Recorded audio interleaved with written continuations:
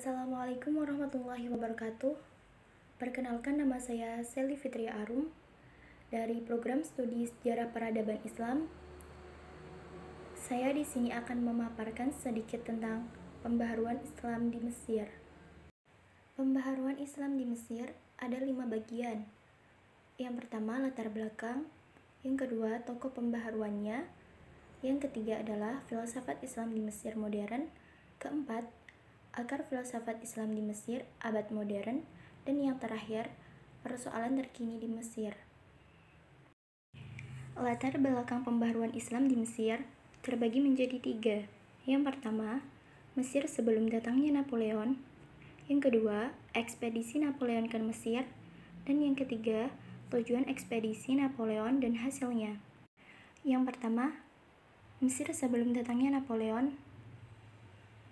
Latar belakang sejarah Mesir secara historis dapat kita lihat ketika Mesir berada pada kekuasaan Romawi di timur dengan Bizantium sebagai ibu kotanya, merupakan awal kebangkitan Mesir di abad permulaan Islam, yang berkembang menjadi kota dan negara tujuan setiap orang.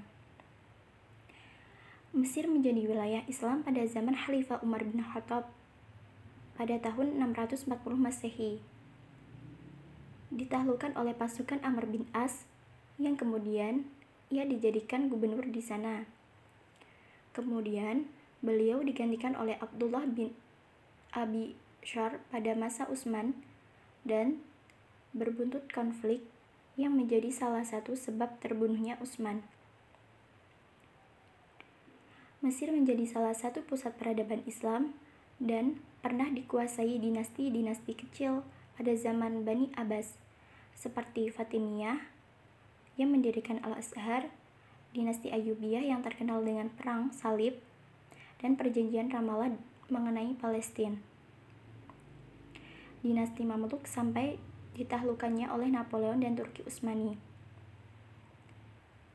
Setelah Mesir menjadi salah satu bagian Islam, Mesir tumbuh dengan mengambil peranan yang sangat sentral sebagaimana peran-peran sejarah kemanusiaan yang dilakoninya pada masa yang lalu. Misalnya, menjadi sentral pengembangan Islam di wilayah Afrika, bahkan menjadi batu loncatan pengembangan Islam di Eropa. Menjadi kekuatan Islam di Afrika, kekuatan militer dan ekonomi. Pengembangan Islam di Mesir merupakan napak tilas terhadap sejarah Islam pada masa Nabi Musa yang mempunyai peranan penting dalam sejarah kenabian. Menjadi wilayah penentu dalam pergulatan perpolitikan umat Islam. Termasuk di dalamnya adalah peralihan kekuasaan dari Khulafaur Rasyidin kepada Daulah Bani Umayyah dengan tergusurnya Ali bin Abi Thalib dalam peristiwa Tahkim. Bagaimanapun, Mesir adalah sebuah tempat yang syarat dengan peran politik dan kesejarahan. Mesir dilahirkan untuk selalu dapat berperan dan memberikan sumbangan terhadap perjalanan sejarah Islam itu sendiri. Dari segi ekonomi dan politik, ia memberikan sumbangan yang cukup besar terutama sektor perdagangan dan pelabuhan Iskandaria, yang memang sejak kerajaan Romawi Timur merupakan pelabuhan yang ramai. Sedangkan dari segi pembangunan hukum Islam, Mesir merupakan daerah yang ikut melahirkan bentuk dan aliran hukum Islam, terutama dengan kehadiran Imam Syafi'i. Setelah kehancuran kerajaan Islam di Baghdad, Mesir tampil menjadi format perpolitikan yang baru, yang berkembang bersama kerajaan Daulah Fatimiyah. Mesir bersama Daulah Bani Fatimiyah yang didirikan oleh aliran atau sekte Syiah telah memberikan isyarat adanya kekuatan Islam di saat Islam mengalami kemunduran. Setelah berakhirnya dinasti Fatimiyah, kemudian dilanjutkan oleh Sultan Mamluk sampai tahun 1517 Masehi. Mereka inilah yang sanggup membebaskan Mesir dan Suriah dari peperangan salib, serta yang membendung kedahsyatan tentara Mongol di bawah pimpinan Hulagu dan Timur Leng. Dengan demikian, Mesir terbebas dari penghancuran dari pasukan Mongol sebagaimana yang telah terjadi di dunia Islam yang lain. Yang kedua adalah ekspedisi Napoleon ke Mesir. Ketika Napoleon Bonaparte menginjakkan kakinya di Mesir pada tahun 1798, Mesir berada dalam kondisi yang sangat memprihatinkan. Baik secara politik, negeri ini terbelah oleh dua kekuatan yang saling menghancurkan, yaitu kekuatan Mamluk yang berkuasa secara turun-temurun sejak abad ke-13 dan kekuatan yang didukung oleh pemerintahan Utsmani di Istanbul. Situasi kekuasaan dan pemerintahan di Mesir pada masa itu sudah tidak dapat lagi dikatakan stabil. Kekacauan, kemerosotan sosial kemasyarakatan sebagai wilayah yang selalu merebutkan dan diincar oleh negara-negara Islam yang sangat kuat sungguh-sungguh membuat rakyat Mesir diliputi oleh rasa ketakutan. Perhatian untuk membangun pun sangat lemah, sebab setiap saat selalu dihantui oleh perang.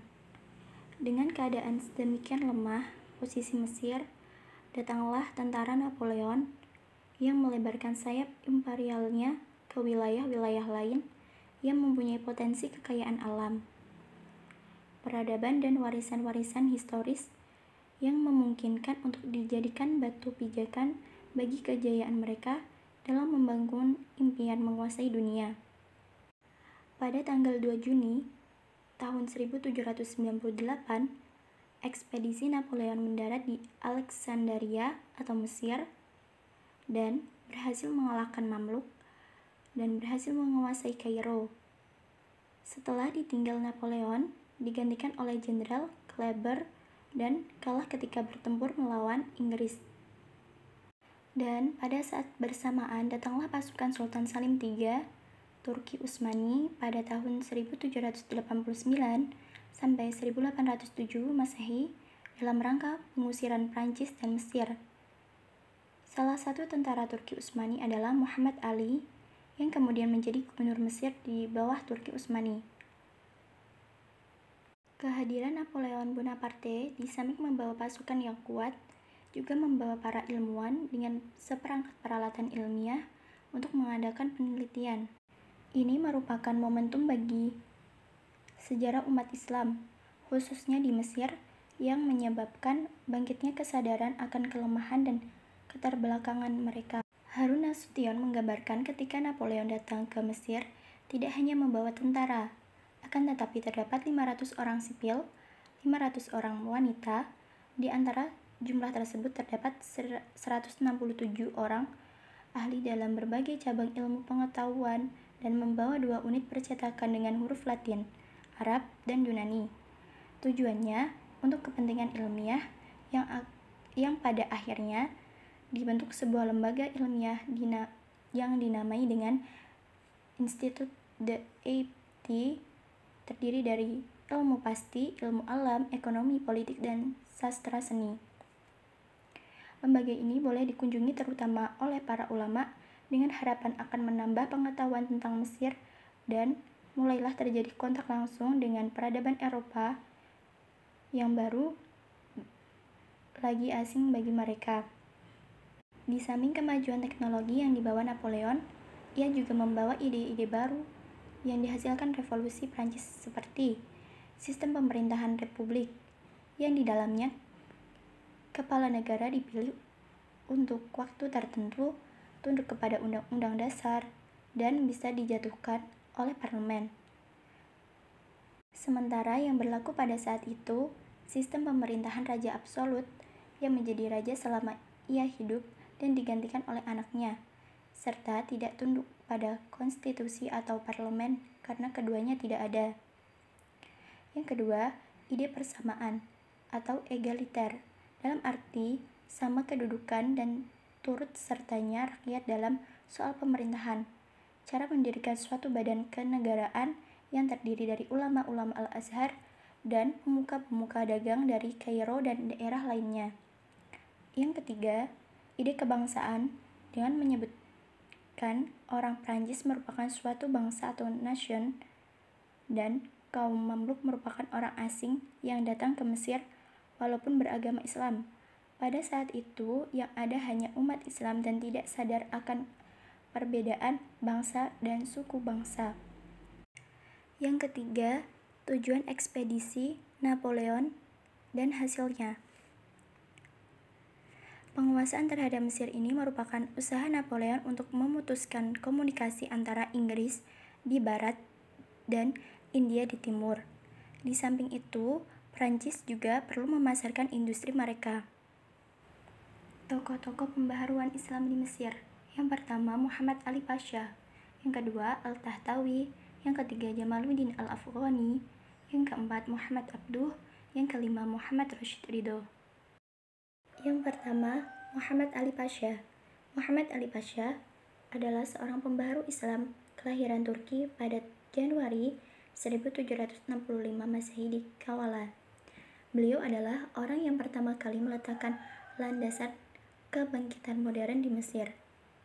Setelah munculnya kesadaran umat Islam di Mesir akan kelemahan mereka dalam menghadapi ekspedisi Prancis oleh Napoleon Bonaparte.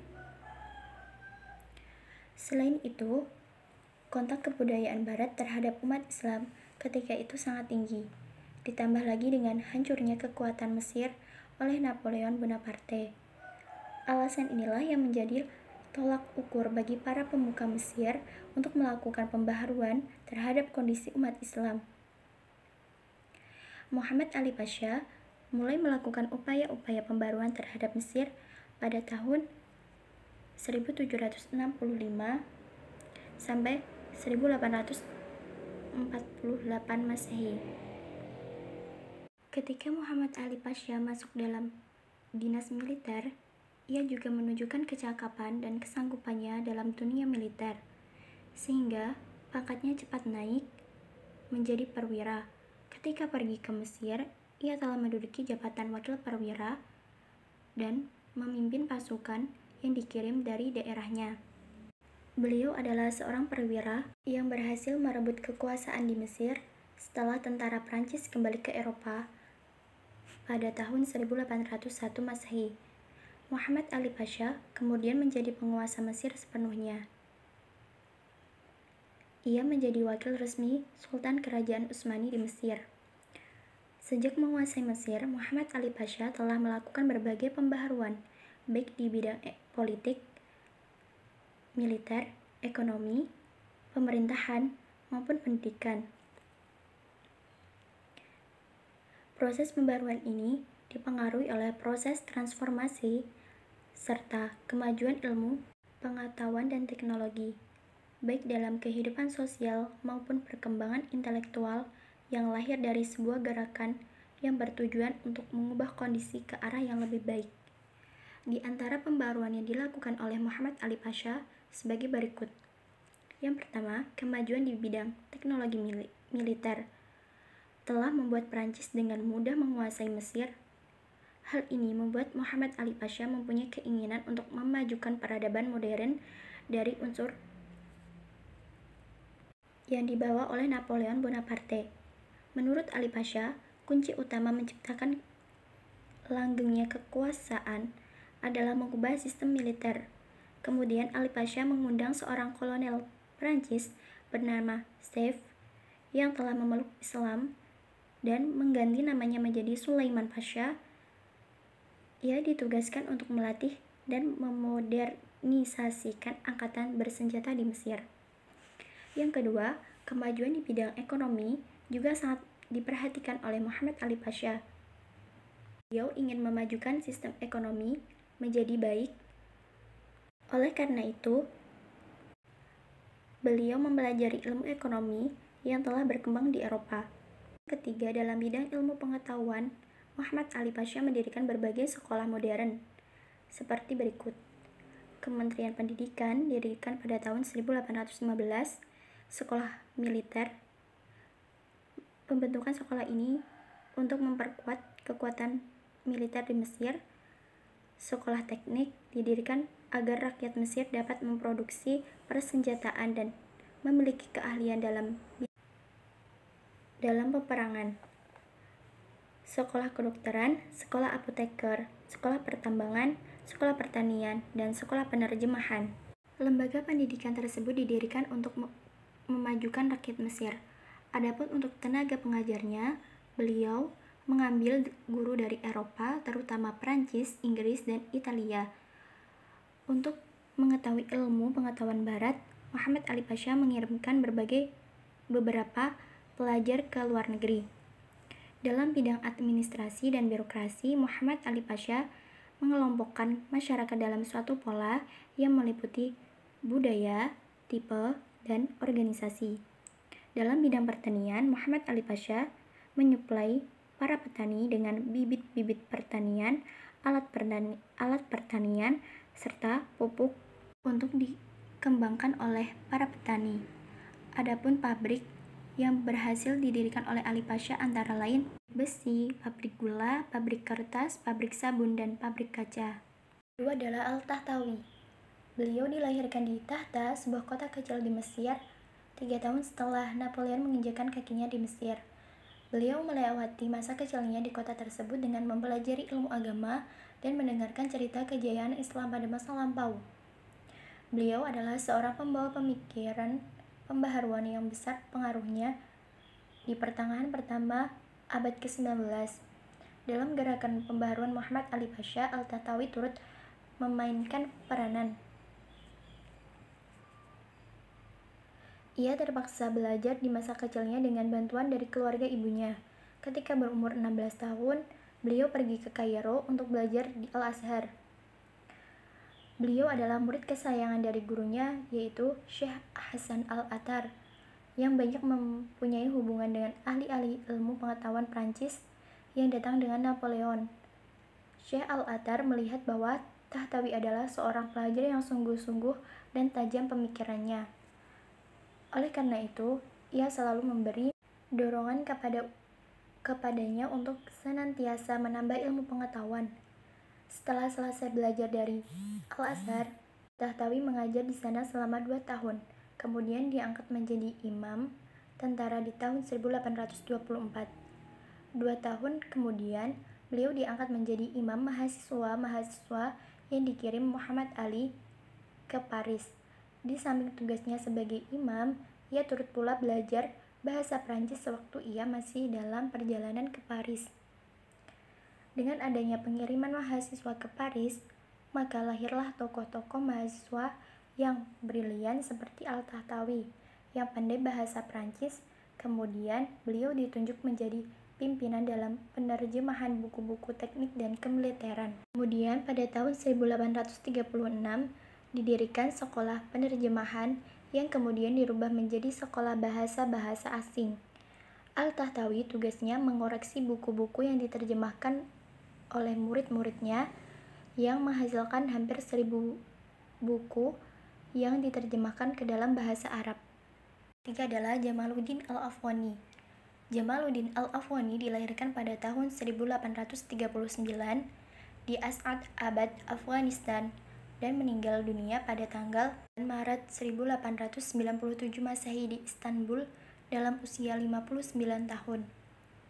Beliau dikenal sebagai reformis dalam dunia Islam, sekaligus pejuang yang terus-menerus mengobarkan api semangat menegakkan kalimatul haq kepada siapapun termasuk penguasa yang zalim.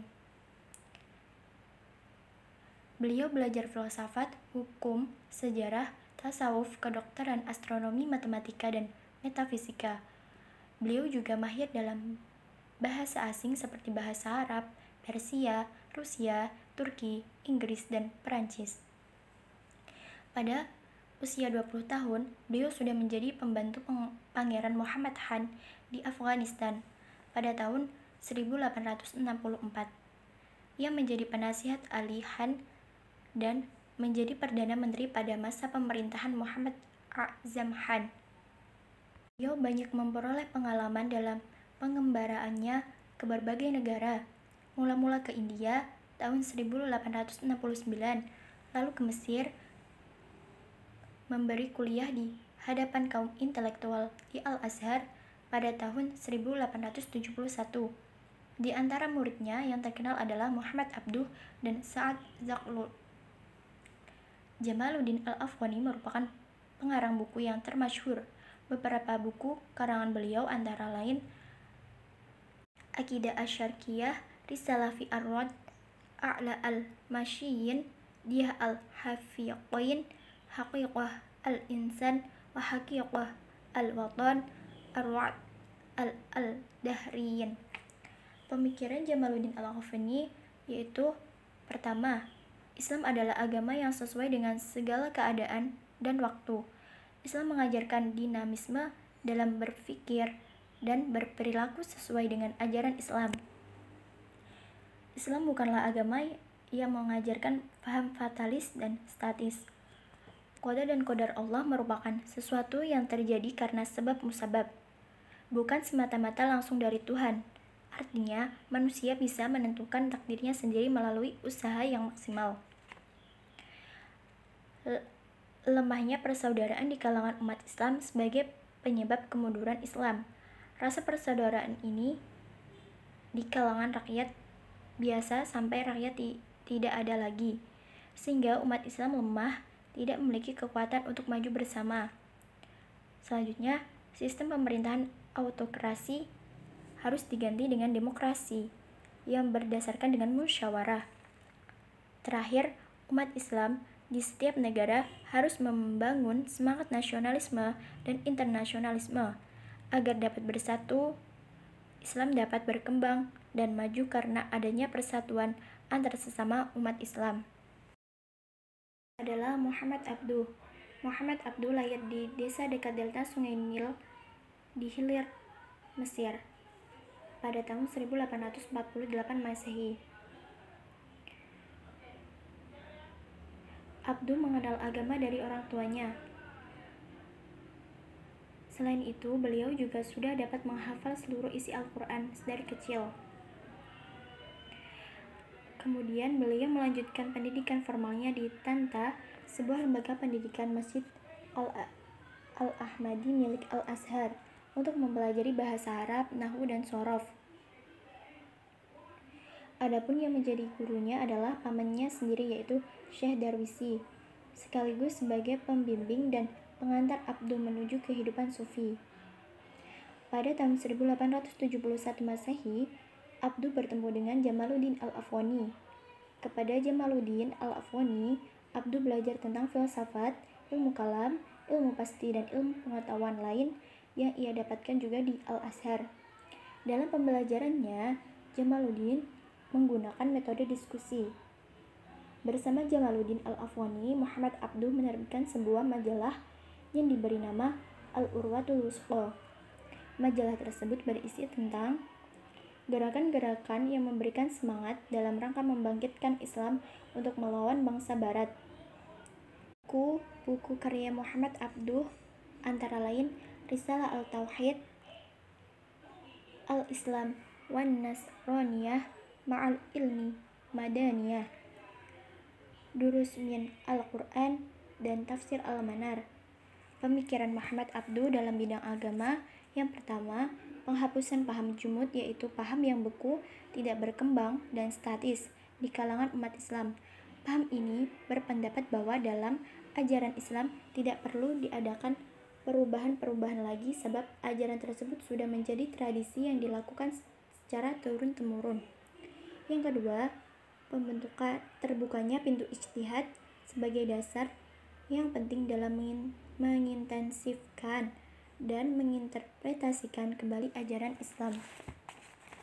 Yang ketiga, penghargaan terhadap akal. Muhammad Abduh mengatakan bahwa Islam adalah agama yang rasional dan sejalan dengan akal, sebab dengan akallah pengetahuan maju. Yang selanjutnya, masalah wakaf, yakni memasukkan masjid sebagai salah satu sasaran rutin penggunaan dana wakaf. Yang terakhir, memperbaiki perangkat masjid mulai dari pengurus sampai para khatib. Dalam bidang pendidikan, beliau memodernisasikan sistem pendidikan dan pengajaran Islam yang meliputi metode kurikulum, administrasi, kesejahteraan guru, sarana prasarana atau antara lain asrama mahasiswa dan perpustakaan, dan peningkatan pelayanan kesehatan mahasiswa. Dalam bidang politik, beliau membangkitkan semangat umat Islam melawan bangsa Barat. Kekuasaan negara harus dibatasi oleh konstitusi yang telah dibuat oleh negara yang bersangkutan. Dalam bidang hukum, beliau memperbaiki persepsi masyarakat dan mufti mengenai kedudukan dan tugas hakim. Tugas hakim dan mufti tidak hanya sebagai penasihat hukum bagi negara saja, tetapi memberikan bantuan hukum bagi masyarakat yang membutuhkan. Yang kelima adalah Muhammad Rashid Ridho. Beliau melanjutkan pendidikan tingginya di Al-Azhar tahun 1898 Masehi dan berguru kepada Muhammad Abduh.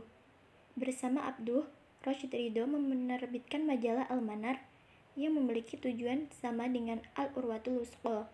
Di antaranya adalah pembaharuan dalam bidang agama, sosial, ekonomi, memberantas khurafat dan bid'ah, menghilangkan faham fatalisme, serta faham-faham yang dibawa tarekat. Ia juga mendesak gurunya Muhammad Abduh untuk menuliskan Al-Quran secara modern, yang kemudian dikenal dengan Tafsir Al-Manar. Pemikiran Muhammad Rashid Ridho antara lain menumbuhkan sikap aktif dan dinamis di kalangan umat. Umat Islam harus meninggalkan sifat fatalisme atau jabariyah. Akal dapat dipergunakan untuk menafsirkan ayat maupun hadis dengan tidak meninggalkan prinsip umum. Umat Islam harus menguasai sains dan teknologi jika ingin maju. Kemunduran umat Islam disebabkan karena banyaknya unsur bid'ah dan khurafat yang masuk ke dalam ajaran Islam. Kebahagiaan di dunia dan akhirat diperoleh melalui hukum alam yang diciptakan Allah. Perlunya menghidupkan kembali sistem pemerintahan khalifah. Khalifah haruslah seorang mujtahid besar yang dengan bantuan para ulama dalam menerapkan prinsip-prinsip hukum Islam sesuai dengan tuntunan zaman. Selanjutnya adalah filsafat Islam di Mesir modern. Perkembangan filsafat Islam di Mesir kontemporer dengan menggunakan metode historis, deskriptif, dan analitis. Filsafat Islam berasal dari Yunani melalui proses migrasi orang-orang Yunani ke Mesir. Hal ini tidak terlepas dari unsur politik di abad modern. Terjadi perubahan orientasi filsafat Islam menjadi pemikiran Islam. Karena cakupan filsafat yang sangat luas karena kajian kalam, tasawuf, dan usul fikih. Persoalan yang sedang dihadapi adalah munculnya pemikiran salafi yang tidak memberi peluang untuk memberi interpretasi terhadap nas, bertentangan dengan pemikiran barat yang terbuka lebar dan liberal dalam pemikirannya.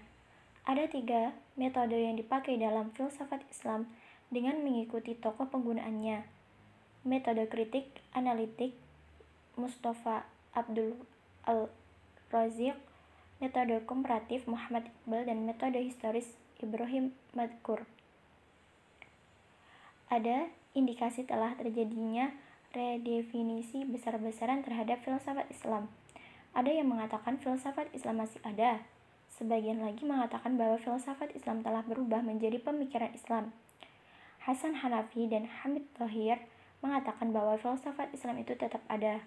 Tokohnya Saad al-Din Shirazi dan Imam Khomeini. Jika ada orang berpendapat bahwa filsafat tidak ada lagi adalah salah besar. Ilmu-ilmu yang berkembang sekarang seperti tasawuf, ilmu kalam, dan usul fikih sebenarnya bagian dari filsafat Islam karena menggunakan metode-metode filsafat.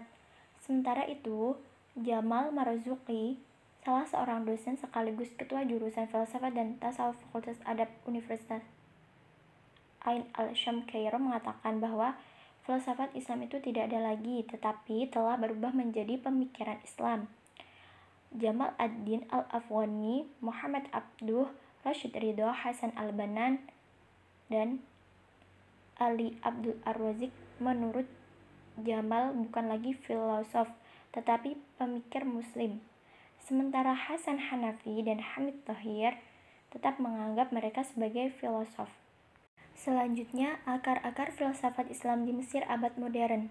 Zaman modern adalah lanjutan dari zaman klasik dan zaman pertengahan. Akar pemikiran modern itu terdiri atas 3 hal, yaitu turas lama yang jauh sebagai perpanjangan dari pemikiran Arab modern, turas lama yang dekat, turas barat semenjak terjadinya kontak dengan dunia Islam, gelombang pertama dengan Yunani dan Romawi, dan yang ketiga kontak dengan Barat modern semenjak kedatangan Prancis ke Mesir. Menurut beberapa pemikir Mesir, zaman modern dimulai dengan masa kebangkitan dunia Arab sampai sekarang. Masa itu dimulai oleh 3 tokoh, yaitu Rif'ah Tahtawi sebagai peletak dasar liberalisme modern, Jamal al-Din al-Afghani sebagai peletak dasar gerakan pembaharuan agama, dan Sybil Samuel sebagai penemu gelombang sekularisme. Yang terakhir adalah persoalan-persoalan terkini di Mesir. Dalam masa lebih kurang 50 tahun terakhir, masyarakat Muslim sudah sangat ketinggalan dalam banyak hal dibanding dengan masyarakat lain di dunia. Sebagai imbas dari penjajahan Barat yang sudah sangat mendalam terhadap dunia Islam, suara pembaruan agama, masyarakat, dan budaya Islam pada umumnya kurang kuat dibanding dengan suara para penjajah itu. Salah satu penyebabnya adalah terjadinya perselisihan berbagai negara di Timur Tengah. Dunia Islam mendapat bencana karena ulah perpolitikan yang mengakibatkan sehingga mereka sendiri tidak mau bersatu. Ukhuwah dan solidaritas sudah hilang dari umat Islam. Bangsa-bangsa Muslim di berbagai negara yang berbeda tidak lagi memiliki empati terhadap bangsa Muslim lain. Filsafat Islam ikut mendapat imbas dari problema ini. Umat Islam terpengaruh pada pola pikir Barat dan meresponnya mentah-mentah. Sangat sulit mengubah cara berpikir sehingga dibutuhkan waktu yang sangat lama dan metode yang tepat untuk mengulanginya. Selain bidang pemikiran, dijumpai dominasi Barat dalam berbagai segi yang berbahaya bagi umat Islam. Hal itu membuyarkan sendi-sendi filsafat Islam yang telah ada sehingga menghapus keinginan mengembangkan filsafat Islam itu sendiri. Berdasarkan pengalaman yang telah berlalu, diperkirakan filsafat Islam menghadapi beberapa persoalan karena 2 faktor.